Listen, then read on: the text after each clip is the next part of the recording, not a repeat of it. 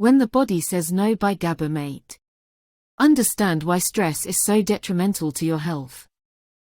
What would you do if a friend called to tell you she was in excruciating pain that left her unable to walk? Would you call her weak and tell her to just shrug it off? Or would you insist that she go to the hospital and perhaps even take her there yourself? Most likely, you'd take the latter approach. But what if the tables were turned, and you were the one experiencing that same severe pain? Many of us like to maintain that we're strong, even indestructible. We convince ourselves that we can handle any amount of physical or emotional pain, either by repressing it, ignoring it, or fussing over other people's problems instead. But this approach simply doesn't work. It endangers our health, and it masks our inner weaknesses. By denying our problems, we avoid addressing them. Our bodies repeatedly tell us no, yet we refuse to listen until it's too late. It's high time we confronted the underlying causes of our illnesses and took back control of our health. In these pointers, you'll learn how trauma can warp your gut feelings, why people with ALS are so nice, and the reason it's good to think negatively sometimes. The field of psychoneuroimmunology studies the connections between physical and mental health. One of the most common health conditions in the world is heart disease. What do you think the condition is caused by? You're probably thinking it's some combination of high blood pressure, high cholesterol, and smoking. And it's true that these do contribute to heart disease. But the greatest risk factor of all, more than any of the others combined, is actually job strain. What's more, work-related stress is a major contributor to elevated blood pressure and cholesterol. For years, the prevailing theory in medicine has been one of mind-body dualism. This theory states that the mind's inner workings have nothing to do with the rest of the body. Dualism pushes doctors to study the two separately, to proclaim that our bodies function in isolation from their environments. But it ignores the deep and proven connection between body and mind. The key message here is, the field of psychoneuroimmunology studies the connections between physical and mental health. Despite dualism's prevalence, there's compelling evidence that it doesn't tell the whole story. That's where a new field of medicine comes in, psychoneuroimmunology, which studies the processes through which emotions affect physiology. Countless studies show how our daily experiences and stresses impact our immune systems. One, for instance, found that medical students' immune systems were suppressed under the pressure of looming final exams. Additionally, the loneliest of these students suffered the greatest negative impact on their immune defenses. How can this happen? Well, it all starts with emotional stimuli.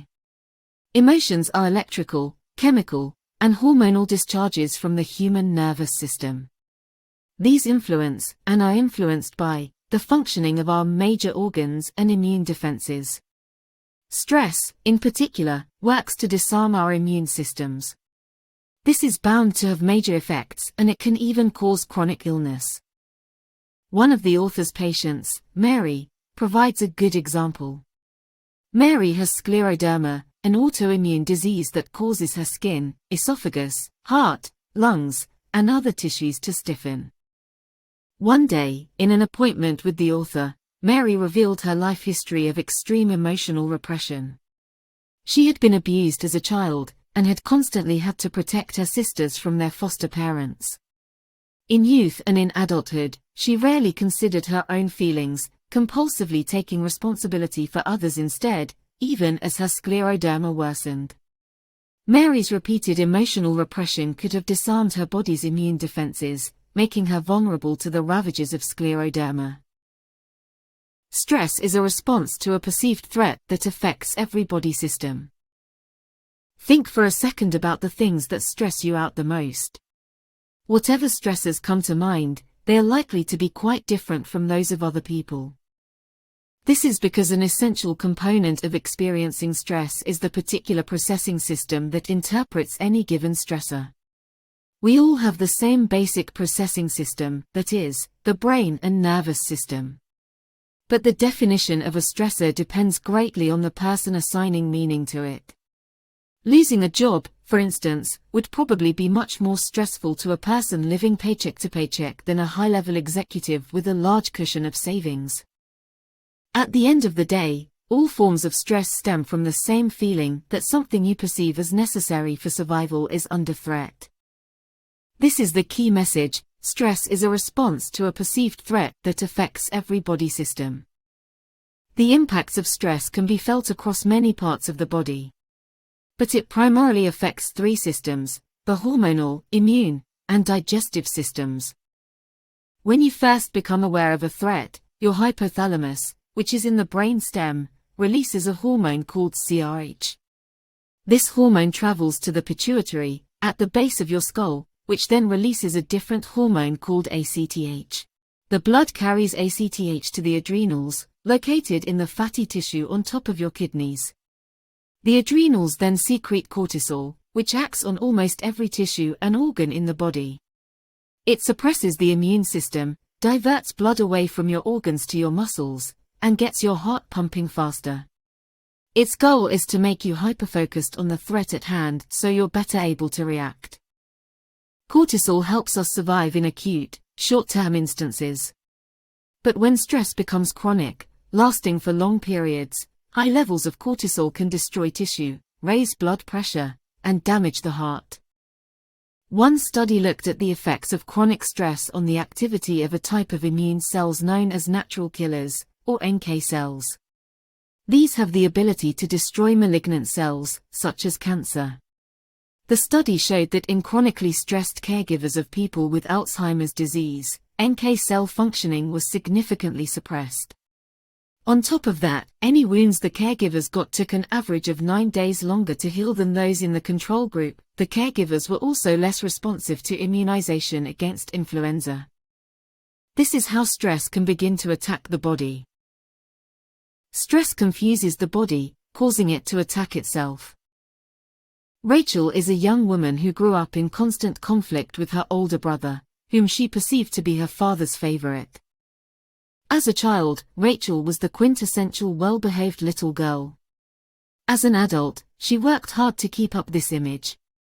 One year, on Rosh Hashanah, the Jewish New Year celebration, she was at her mother's home, helping to prepare dinner for her family.